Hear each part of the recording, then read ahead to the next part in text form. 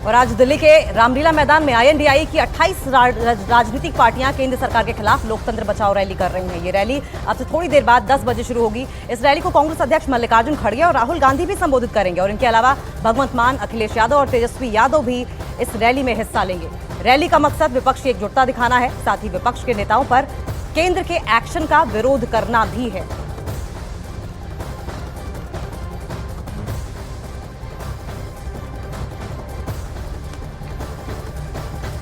तो आज दिल्ली के रामलीला मैदान में आईएनडीआई की 28 राजनीतिक पार्टियां केंद्र सरकार के खिलाफ लोकतंत्र बचाओ रैली कर रही हैं। ये रैली अब से थोड़ी देर बाद 10 बजे शुरू होगी और इस रैली को कांग्रेस अध्यक्ष मल्लिकार्जुन खड़गे और राहुल गांधी संबोधित करेंगे। इनके अलावा भगवंत मान, अखिलेश यादव और तेजस्वी यादव भी इस रैली का हिस्सा रहेंगे। रैली का मकसद विपक्ष की एकजुटता दिखाना है, साथ ही विपक्ष के नेताओं पर केंद्र के एक्शन का विरोध करना भी है। लेकिन सवाल यह है कि सीट शेयरिंग के मसले पर अगर सहमति नहीं बनती है तो किस तरह की ये विपक्षी एकता देखने को मिलेगी। सीधा दिल्ली के रामलीला मैदान से हमारे सहयोगी नीरज कुमार जुड़ गए हैं। नीरज, विपक्षी एकता को दिखाने के लिए ये रैली है की जा रही है, लेकिन सीट शेयरिंग पर ये एकता कहां चली जाती है?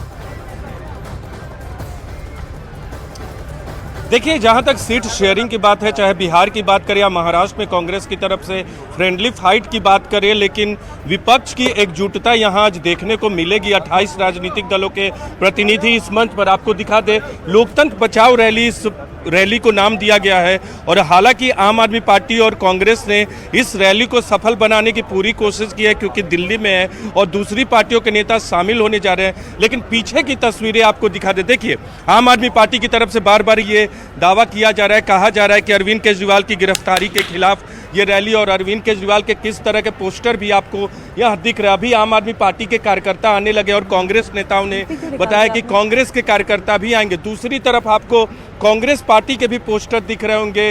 राहुल गांधी, प्रियंका गांधी, केसी वेणुगोपाल, मल्लिकार्जुन खड़गे की होर्डिंग्स पोस्टर लगे हुए हैं। तो दोनों दलों की तरफ से यहाँ अपने अपने दावे किए जा रहे हैं। हालांकि कांग्रेस पार्टी ने यह कहा है कि पार्टी केंद्रित या व्यक्ति केंद्रित रैली नहीं है, लोकतंत्र बचाने के लिए रैली है। और तमाम मुद्दे जो केंद्र सरकार के खिलाफ विपक्ष के दल उठाते रहते हैं, चाहे विपक्ष के नेताओं पर केंद्रीय एजेंसियों के दुरुपयोग का मसला हो या फिर 2 मुख्यमंत्रियों की गिरफ्तारी का मामला हो, इन तमाम मसलों पे विपक्ष की पार्टियां, इंडी गठबंधन के लोग घेरेंगे सरकार को। ठीक है नीरज, आप नजर बनाए रखिए। लेकिन महंगाई, बेरोजगारी जैसे तमाम मुद्दे होंगे जिन पर आईएनडीआई की महारैली होनी है। दिल्ली के रामलीला मैदान में 28 राजनीतिक पार्टियों के नेता शामिल होंगे। लेकिन नीरज, ये बताइए कि अभी वहां तैयारी क्या दिख रही है? कितने बजे विपक्षी जो बड़े नेता है उनके पहुंचने का सिलसिला वहां पर शुरू हो जाएगा?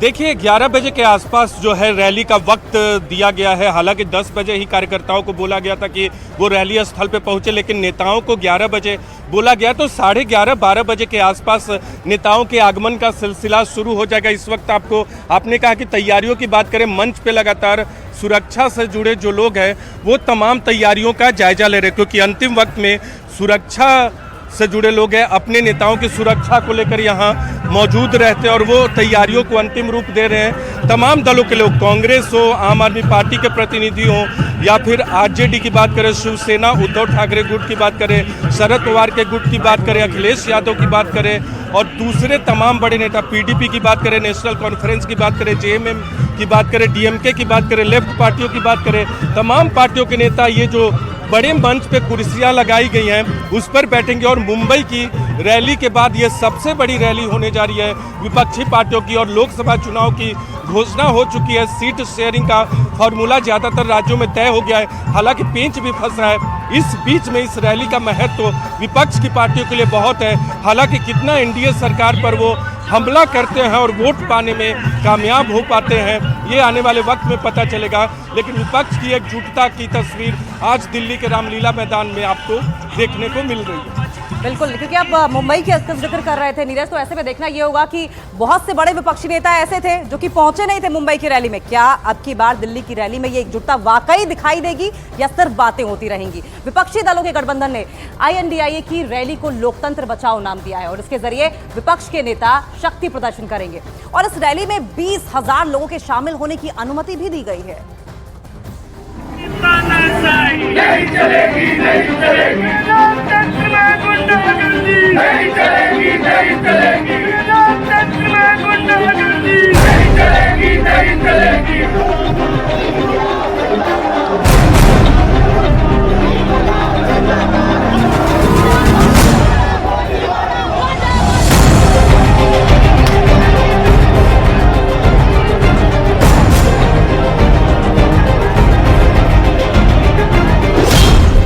दिल्ली में इंडिया का शक्ति प्रदर्शन।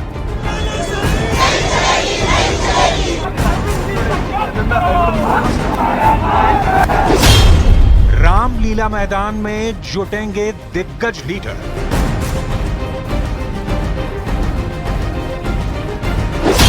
महारैली की शर्त कैसे निभाएगा इंडिया गठबंधन?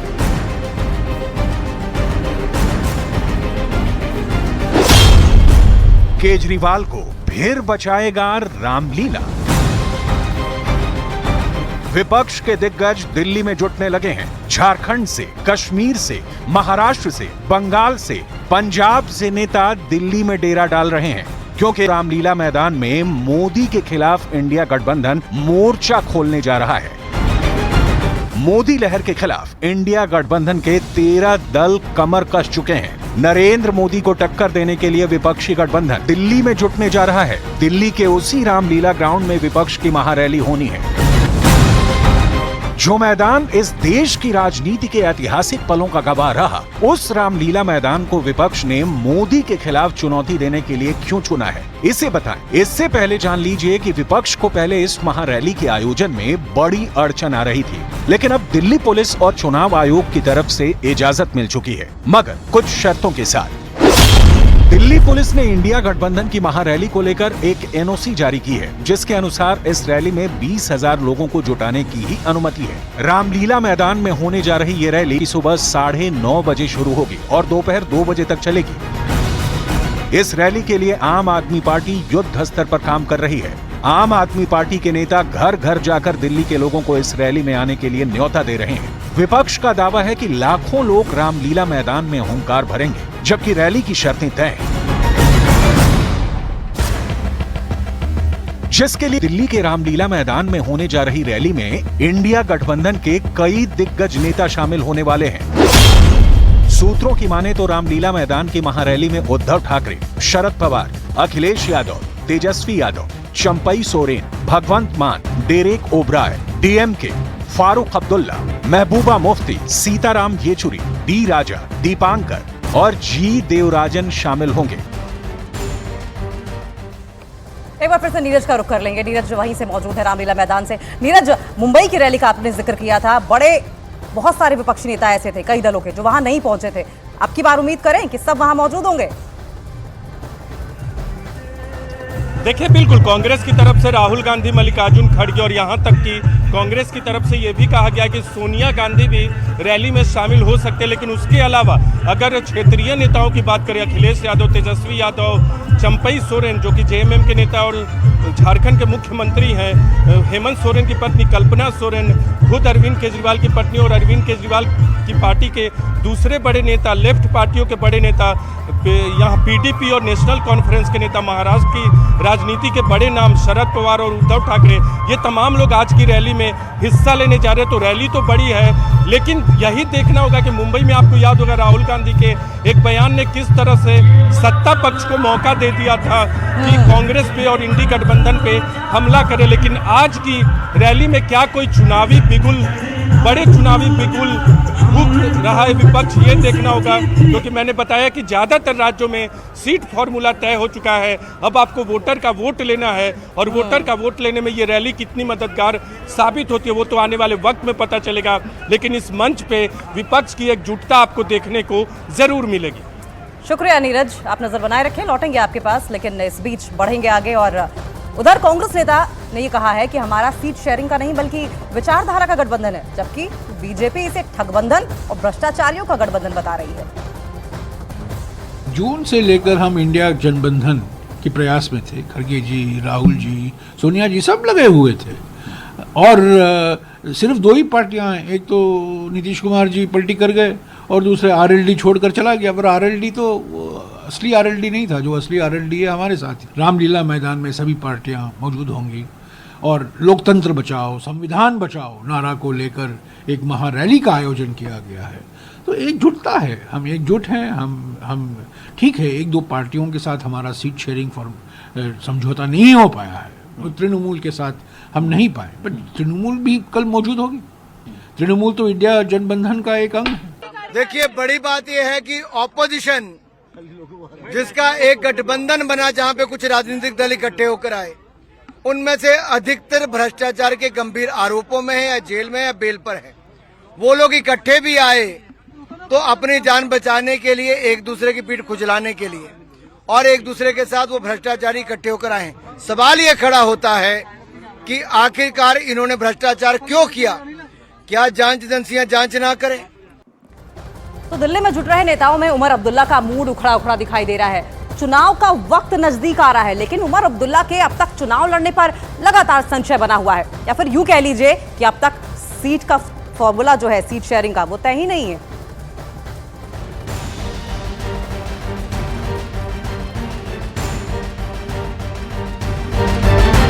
इंडिया अलायंस के तरफ से दिल्ली में रामलीला मैदान में एक प्रोग्राम किया जा रहा है, और नेशनल कॉन्फ्रेंस के तरफ से हमारे सदर जनाब फारूक अब्दुल्ला साहब वो शिरकत करेंगे उसमें। रामलीला मैदान की महारैली का ऐलान दिल्ली कांग्रेस ने किया था और इसको सफल बनाने की कमान पार्टी महासचिव केसी वेणुगोपाल को सौंपी गई। रैली को सफल बनाने के लिए पार्टी ने हरियाणा के नेताओं के साथ बैठक कर तैयारियों का जायजा लिया है।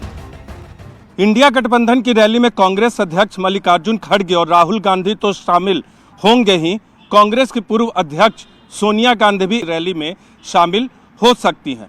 कांग्रेस के संगठन महासचिव और राज्यसभा सांसद केसी वेणुगोपाल इस रैली को सफल बनाने में पूरी शिद्दत के साथ जुटे हुए हैं।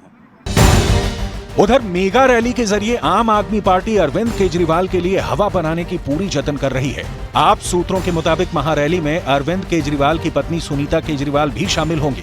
रैली में सुनीता केजरीवाल पति के संदेश को पढ़ेंगी। रैली से पहले ही सुनीता केजरीवाल ने एक अभियान छेड़ दिया है। सुनीता केजरीवाल नियमित तौर पर ईडी की हिरासत में अरविंद केजरीवाल से मुलाकात कर रही हैं और साथ ही उनका संदेश जनता तक भी वीडियो के जरिए पहुंचा रही हैं। केजरीवाल की गिरफ्तारी के बाद से उन्होंने अब तक 3 वीडियो जारी किए हैं, जिनमें सुनीता ने जनता से सीएम केजरीवाल के लिए प्रार्थना करने की अपील की है। इसके साथ केजरीवाल की पत्नी सुनीता केजरीवाल ने व्हाट्सएप नंबर 8297324624 जारी कर अभियान शुरू किया है। इस अभियान का नाम है केजरीवाल को आशीर्वाद, जिसमें दिए गए नंबर पर आशीर्वाद, दुआएं और प्रार्थनाएं भेजने की अपील की गई है। सुनीता केजरीवाल ने ये भी बताया है कि आप समर्थक केजरीवाल के लिए व्रत रख रहे हैं। दिल्ली सरकार में मंत्री गोपाल राय ने महारैली से पहले मोदी सरकार पर जमकर निशाना साधा है।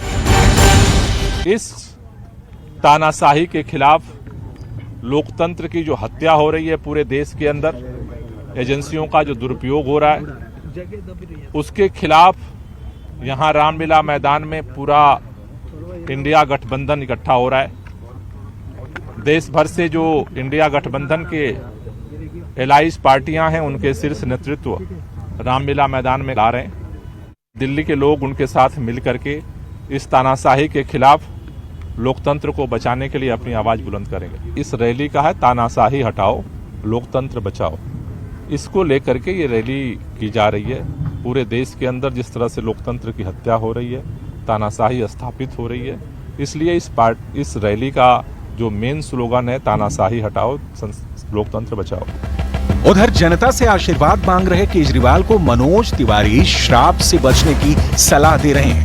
तो ऐसे व्यक्ति को दिल्ली आशीर्वाद नहीं बल्कि दिल्ली इस समय शाप दे रही है कि अरविंद केजरीवाल जो जैसा किए हैं वैसा भर रहे हैं। कोई भी व्यक्ति दिल्ली का एक आदमी इनके समर्थन में सड़कों पे आने को तैयार नहीं। तो भ्रष्टाचारी व्यक्ति कभी भी अगर उसकी तुलना कोई स्वतंत्रता सेनानी से करे तो स्वतंत्रता सेनानियों का बहुत बड़ा अपमान है।